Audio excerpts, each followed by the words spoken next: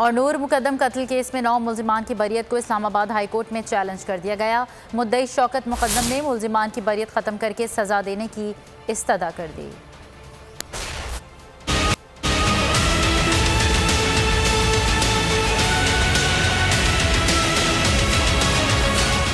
मुल्जिमान की बरियत ख़त्म की जाए। मुल्जिमान सज़ा के हकदार हैं। नूर मुकद्दम के वालिद शौकत मुकद्दम ने 9 मुल्जिमों की बरियत के खिलाफ इस्लामाबाद हाई कोर्ट में दरख्वास्त दायर कर दी।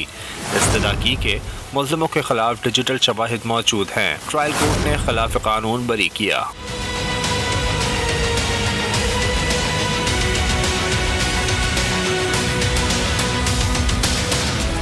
मुजरिम साहिर जाफर के वालिदैन साकिर जाफर, असमत आदम, खानसामा जमील समेत दीगर मुल्जिमान को सजाएं दी जाए। मुद्दई मुकदमा शौकत मुकद्दम की जानिब से वकील शाह कावर ने इस्लामाबाद हाई कोर्ट में अपील दायर की।